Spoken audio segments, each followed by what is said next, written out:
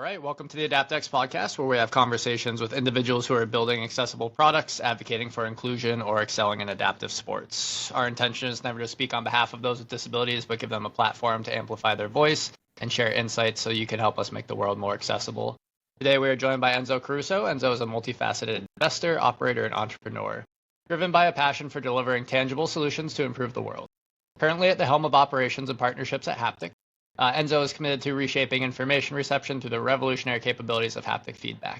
In a departure from the reliance on audio and visual cues, Enzo envisions a future where the power of touch and vibrations liberate individuals from their electronic devices, fostering a more inclusive and futuristic world for all.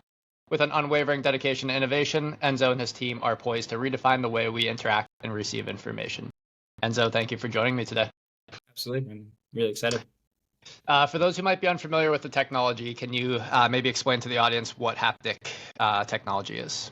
Absolutely. Yeah, I mean, haptic technology has been around forever, but it's definitely a very kind of new and profound technology that's just kind of starting to get incorporated to the masses. So haptic is anything relating to the sense of touch. Think when you get a phone call or text message and the vibration through your mobile device, that is a form of haptic feedback. If you're driving in your car and you stray out of your lane and the wheel kind of vibrates to orient you back onto position, that is a form of haptic feedback. It's definitely readily present in our lives, except we kind of have a dispersion between being able to connect the H word with the actual outputs for what it actually does. So yeah. So when did this become, I guess, a technology that was heavily used by individuals with visual impairments? Was there a time when it wasn't? And then was there a transition period to someone discovering that, wow, we should be incorporating this with guiding? Well, absolutely. I mean, there's been a lot of, haptic tactile feedback methods that have been incorporated within accessibility and inclusion measures worldwide. Crosswalks, those little the kind of stepping stones on the bottom that give that tactile ground feedback. That was kind of the first introduction to haptics, especially within subway stations to let people know, hey, you're approaching the track, kind of step back. So it's always been kind of utilized for orientation, but actually now utilizing it within, deep technology. That was a different adoption curve and something that I like to say at Haptic, we are the pioneers of actually incorporating this type of technology into our own application, but also existing applications worldwide, so that haptics and vibrations, touch is a universal language. It doesn't matter where you are in the world. Everyone can understand feedback through actual touch. And that's why we think that kind of breaking down the digital divide and this barrier between what can and can't be utilized with touch, really incorporating that into as much as possible. So haptics is a broad term that doesn't strictly encompass digital technology. It's basically just a sensation of touch, but now Indeed. You're finding ways to incorporate that into the digital landscape. Exactly. Yeah, that's that was the true company inception. Was when a close colleague of ours became blind in a traumatic car accident, and his biggest point of feedback was, "Hey, digital applications, specifically navigation, they've relied solely upon audio and visual based feedback, and the fact that now I am diagnosed as blind, low vision." The fact that I can't have my eyes and ears glued to my device, and I am now on the outside of this, like we say, this digital divide, so that I can't go walk and get Starbucks or Dunkin' Donuts utilizing Google Maps and Apple Maps, applications that's worldly used by billions of people. This was like a present problem that could be solved, and that kind of that solving mechanism and cue was a universal language that everyone can comprehend and understand, and that's when kind of haptics came to the forefront of this could be the solution. And the first product that you guys released was the Waybands to begin to address that, correct? Exactly. Yeah, that was kind of the state of the art application that we built. It was back in 2016, 2017. First, we had to start with the actual patent behind the technology because we knew we were early to things. It was kind of essential to step back and say, okay, what can we actually get intellectual property on so that we can protect ourselves, so that when this kind of tidal wave of adoption comes, we have our technology and it's protected. So we were able to get a very robust patent because we were early to the table. And it was anything that vibrates to orient a user on their position or location. Very broad, but we were, again, early to the party, so we were able to get it. And as well, back in early 2016, 2017, when we were actually thinking about, okay, how do we get this to the masses? The Apple Watch and Google Pixel watches, they either didn't have a haptic motor or didn't exist. So we had to come to the table with our own product, Wayband, and that was specifically focusing on delivering vibrations all through a wearable product.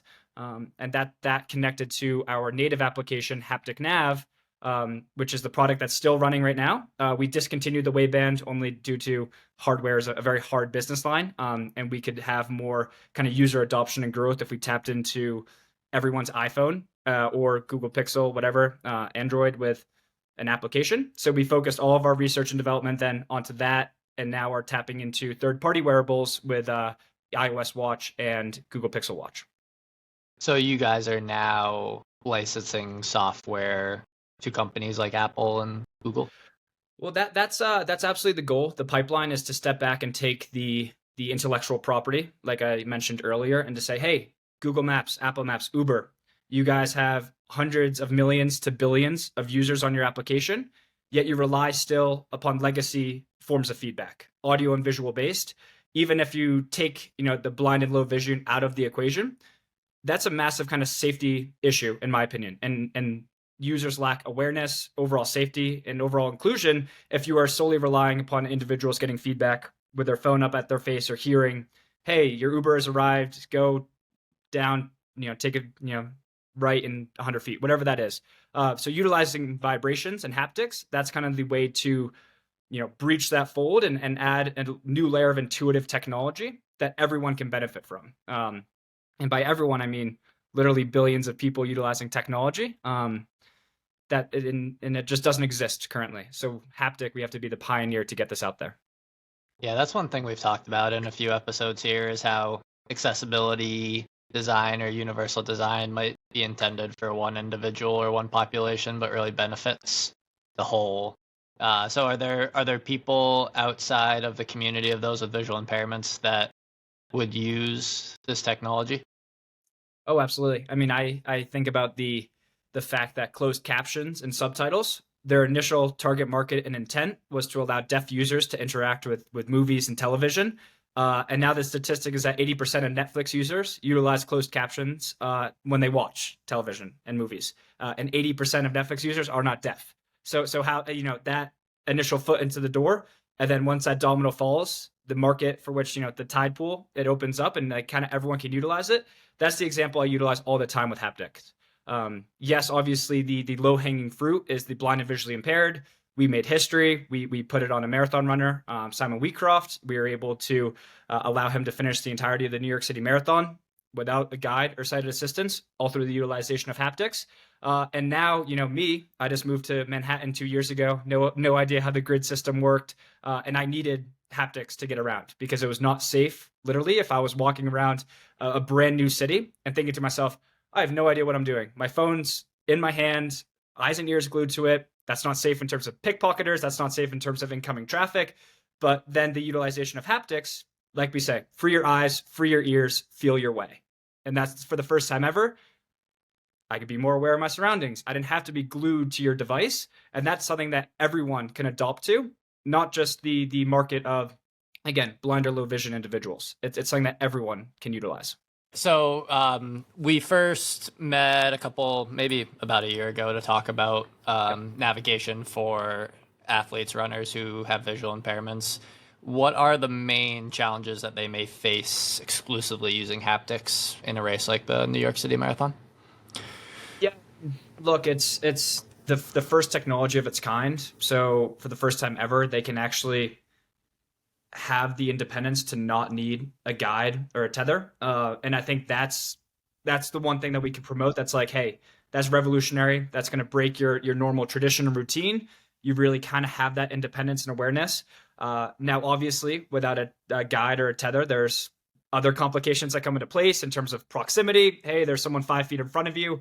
So those type of issues are something that if you're specifically utilizing haptics without a form of computer vision or like a radar detector, our application doesn't tell you, hey, you have an obstacle coming in 5 feet. That'd be a totally different development curve. So what we can guarantee is the fact that all through vibrations on your wrist, you're going to be able to intake intuitive information all through haptics. So great, you're running on your path. We have 2 different settings, either no vibration when you're going the right way, or our haptic heartbeat and pulse, which is my favorite setting, kind of everyone's kind of favorite setting. It's almost like, think Pac-Man. You're going along your trail in the right direction. It's da-dun, da-dun, da-dun. You're collecting kind of these dots and beads, and it's kind of a gamified version of navigation. You want to continue on that track. You stray off for any reason, utilizing your body, actually turning on an axis, and we deliver vibrations to get you back onto track.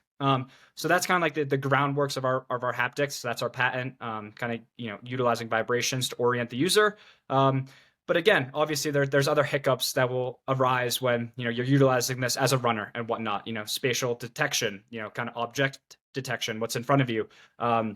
If you're, running through a busy, Central Park, that's obviously, great haptics is going to help you and guide you through your journey, but it might not tell you when that baby stroller is coming, or, hey, that crosswalk, it's red, don't cross, versus you're available to. So there's definitely a few other things in the adoption curve that we're hoping other technologies and, building off of Apple Maps and Google Maps, them integrating this into their systems.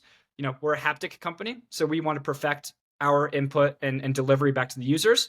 But it takes a village in terms of really making the end-to-end experience accessible, and hopefully haptics is going to be, an integral part of that. But it can't be the entirety of it. It could be an additional layer, but in terms of really creating, again, the end-to-end experience, it's going to take, a larger team and vision and overall mission. Yeah, you would need like almost a self-driving technology that like something like a Tesla has to identify all obstructions. LiDAR, computer vision. Yeah, so that's something for which, if you wanted to do that, you'd have to have your kind of phone out on your chest, utilizing the back camera to, do spatial recognition. And I don't think really that's too intuitive nor accessible, having a phone strapped to your chest. So there's ways, obviously, I think with the adoption of augmented and virtual reality, Vision Pros and whatnot, sure, this can help us for sure. But again, it's going to take a unified effort to really make this experience seamless as possible. You guys recently rebranded from WearWorks to Haptics. What was the thought process behind that? A few different reasonings. One, I think it's pretty cool to be named the technology for which you embody and are trying to pioneer. So, hey, what do you do? Oh, I work at Haptic. We're trying to make the world more accessible and inclusive all through the utilization of touch. It's like, great. Whoa, your technology is your name. And WearWorks definitely was more, aligned with our hardware kind of mission. You think WearWorks, and kind of our mission and 5-year plan at the company was, okay, we don't want to neglect our past. We did incredible things utilizing hardware, but with this B2B focus now, kind of really wanting a mass user adoption, the best way is software. So that's us going to companies saying, hey, here's our SDK, here's our patent, here's our, intellectual property behind our actual feedback. Adopt it into your application, make your application more accessible, inclusive, futuristic, and that's what we want to embody. So it's kind of, not out with the old, in with the new, but a refurbish and rebrand that's going to really align us for a robust future. Yeah, I was wondering if having the technology as the name presented any legal challenges, like whether there's any copyright sort of thing associated with that. That was just one thing that came to mind when you told me. Absolutely. Well, it's definitely a risk because you look up haptic and we're not going to be the first thing that comes up on Google. You're going to get about 100 different definitions. So in terms of viewership and actually channeling people to our website, yeah, that's a massive risk we had to take. But because we were able to get the trademark under actual assistive and accessible technology, that's how we kind of were able to navigate around.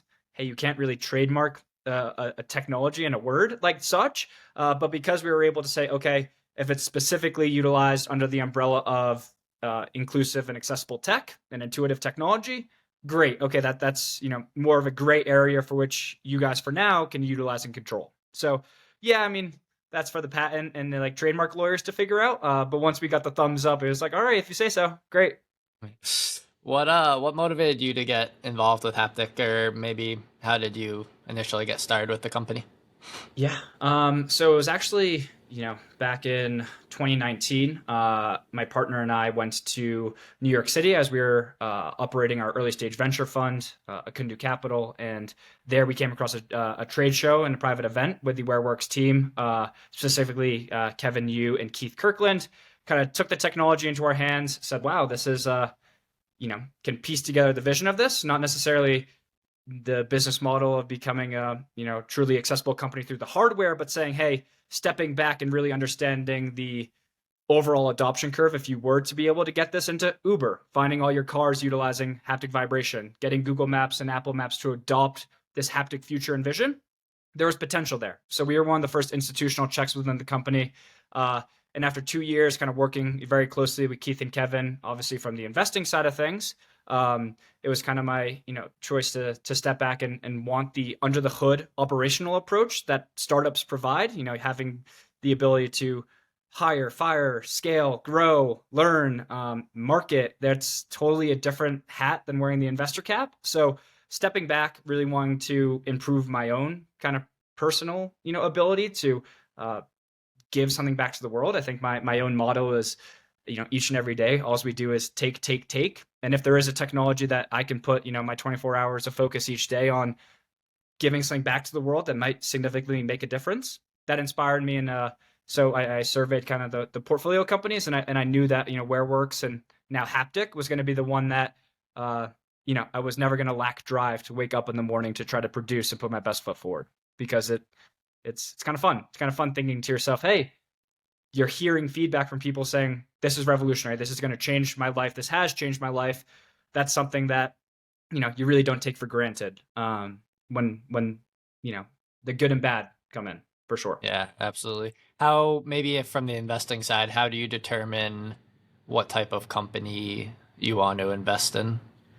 Yeah, I mean, it's I think from my positioning, being younger than not on the investor side of things, it really had to be moral alignment with the kind of startup and founders as a whole. Kind of, hey, are you guys really committed and dedicated towards doing everything it takes to get a very early stage company off the ground and creating a behemoth for which everyone is now utilizing haptics or fill in the blank tech? So it definitely had to come down to investing in the individual. That's a lot of what early stage investing comes down to. But then also being able to chart out, okay, where you guys are right now, that's great, but where could this company go in 5 years in terms of your potential product roadmap? Where does that align your investment thesis? Is there a large trajectory for which you hit that hockey stick and grow, or is it, hey, this is something that you have a lot of competition within, and your competition is good at some points, but it's kind of widely known in the industry that the competition actually isn't too great, because you want to be building something that no one's done before. And that's when you kind of get that 0 to 1 approach, rather than building something that's one of N. You get a bunch of those, delivery applications. This is something that, again, Haptic, we are pioneering something brand new, and that made the investment thesis pretty easy. Where do you think the company goes in 5 years, kind of?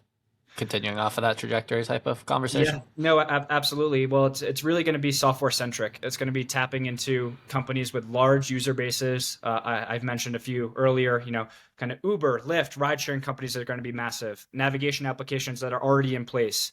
Apple Maps, Google Maps, Good Maps. These are kind of applications that range through the entirety of them, a majority of the world. And with that being said, these users are relying way too heavily off of legacy forms of feedback, and that's audio and visual based. And that's something for which I have a thesis and pitch that can, better their product for each one of them. It's kind of saying, hey, Uber or Lyft or another ride sharing company, Didi, whatever it is, you guys, an airport, a car's coming to pick you up, rather than looking at the same 7-digit, license plate, the gray Toyota coming up, there's a bunch of these different cars, kind of a high stress, busy environment. The last thing you need is trying to read, is that the same license plate, versus, hey, now I'm utilizing vibration straight from my ride sharing application that is guiding me directly to the back door of the driver's car. That's something that is totally breaking the realm of what is currently in place. And in terms of accessibility and inclusion measures, that's incredible. But that's also something that we talked about before. Everyone can benefit from the fact that haptics can more quickly and more efficiently and safely get you to your vehicle. And that's something for which, we can pitch that to the ride sharing companies to say, hey, great, you guys are getting thumbs up for your accessibility and awareness approach, but also, hey, maybe people are finding their cars 15 seconds faster. 15 seconds faster, on a comparison of, 10 million rides a day, X million per month, billions per year. Imagine the frequency for which they can improve their own product and churn, because things are happening more quickly and their press is better. our balance sheet is better, and we're really democratizing the haptic language. So it's kind of an all-encompassing pitch and approach, but our goal is really to step back and put our money where our mouth is and say, hey, our goal here is to deliver haptics to as many people as possible. And we want to make the world more accessible and inclusive for everybody. And with that being said, whoever's kind of aware and ready to adopt technology like us, we're ready to go in terms of delivering our kit. And that's what's most essential. So, we started with the navigation apps, adopted into now ride sharing apps, and who knows what comes from there. I don't know if that's the metaverse. I don't know if that's, navigating stadiums. For the first time ever, you can tap into your SeatGeek app or whatever and get navigated down to section 2, row 3, seat 17. That could be really cool, right? So getting kind of smart and intuitive locations now mapped out, we're going to be able to tap into kind of everything that embodies the realm of, honestly, the future. So that's cool. How do you come up with all those different use cases? Like the stadium one you just mentioned, like that's always a huge pain whenever you try to go find your Massive seat pain. at a sports Yeah. game. Like, but that's not even something that would ever have crossed my mind, at least initially. Yeah, partner. Well, when you have a bunch of, conversations, and we've done something with Verizon, and they're doing kind of a 5G approach, and they want to do smart stadiums, and we've already had an early stage investment from them, so that's exciting. Obviously, they have us in their back pocket to say, hey, great, we want to map out X stadium for fill in the blank Olympics, and we want to utilize haptics as that new kind of digital acquisition to do something new, promote the future. It's like, okay, great, we're here, but also, again, if all your time is focused on delivering this technology, these ideas just kind of flow. And there's never an end to them, but it's also making sure that, as an early stage startup, you're not attracted by too many of the shiny things. You have to have a real product mission and focus and execute on that vision. So there might be a lot of shiny things going past you. Oh, ride sharing, stadiums, navigation, but really making sure that it's like, hey, the most essential thing of this business is to get haptics into the most amount of hands as possible. And that's through a B2B licensing curve. So who's going to get us there faster? Who's really going to get haptics into the most amount of hands? That's the trajectory we have to follow. What are the biggest barriers to adoption from various tech companies? And do you guys have a certain level of protection that would prevent them from developing a competing software? Yeah, for what we found thus far, our intellectual property and a patent is incredibly robust and strong. So yes, of course, tech companies, they wouldn't be doing their job if they didn't try to create their own sort of haptic solution, whether that's a ride sharing company or whether that's, Google and Apple incorporating, haptics into their navigation apps. But what we found thus far is that what we have done and succeeded on thus far is incredibly difficult. And that gives us kind of a great footing to say, hey, you guys can put months and years into developing it and then potentially even start infringing on our patent. You guys have the treasure chest to actually utilize third-party technology companies, and that's, kind of backing them into the corner to get attracted to our tech and development is big. So, I think our biggest roadblock and barrier currently is just the fact that haptics are utilized by many to everyone daily, but there's just not enough connection between, oh, my phone just vibrated, my mom's calling me, versus that's haptic feedback. So that's why we need to be the pioneer. That's a big marketing effort. That's, distribution channels and overall democratization of haptics to say, hey, that vibration, that form of touch feedback, that is haptics. That's what we're doing. Imagine flipping that on its head to think about a more kind of, intuitive and aligned future, utilizing haptics and whatever that may be, whether that's haptic healthcare, haptic alerts, haptic navigation, kind of, there's the pipeline there. It's just about allowing users to understand that they can think about touch in a new way that they haven't before. So that's probably the biggest, difficulty, is just getting people to understand that this technology exists and could technically be pretty impactful. Yeah, going towards challenging is always good because not as many people in the space. Right. The harder a problem gets to solve, the more the unique solution becomes. So, let's see, what do we want to touch upon? So the different software, what is kind of the primary one that a user could adopt right now? So if someone was listening to this and they had a visual impairment, where would you direct them to? Yeah, just head right to your app store, Google Play Store, and download Haptic Nav. That's our kind of in-house, real kind of tech distribution channel right now that, hey, you want to, for the first time ever, really feel haptics specifically within navigation. again, free your eyes, free your ears, feel your way. Haptic Nav is the first on the market, and we're definitely pioneering it. So give that a check. The only way to really understand haptics is to have that light bulb go off for you. So you put in a location, you put your phone down by your side, you kind of do a 360-degree spin, and you let yourself kind of feel the way. Say, whoa, there's that heartbeat, that pulse that Enzo was talking about. That's the way I should go. And kind of, you feel it and you're like, why doesn't this exist everywhere else? And you're like, well, that's why we're here. That's what we're trying to do. So I urge people to download Haptic Nav and let that light bulb go off for yourself, because I can only do so much talking before you guys actually feel it, your own self, and you kind of say, oh, I get what he's talking about now. Is there any resistance from maybe just like the community of those with visual impairments to adopting something like this, as opposed to utilizing their more outdated, it's too strong of a word because it's not necessarily outdated, but a white cane, right, etc., to navigate? The one thing I've been incredibly kind of impressed with is that specifically the blind and low vision community, they're very kind of on top of and desiring new technologies and products. They're never going to say no to giving a test. They're like, hey, you guys are putting your best foot forward and actually like working towards empowering our community, for which a lot of people are not respecting / leaving out, again, on the outside of this digital divide. And you guys are giving your efforts for us, like, hell yeah, absolutely, we want to try. So I've been tapping into, AFB, NFB, the American and National Federation for the Blind, the Lighthouse Guilds, which is a great partner of ours, Lighthouse Guild of Manhattan, Central Florida, and now we're tying in Miami as well. These have, 25,000 plus members each, and we're tapping into, hey, you have the audience, we have the technology. We really, we're not asking much from you guys other than, hey, we've built this tech for you. Give it a try. Give us your feedback, kind of be our target partners, give us a thumbs up, give us a thumbs down. We need as much refinement as possible because we're doing this for you. That's our target market to start.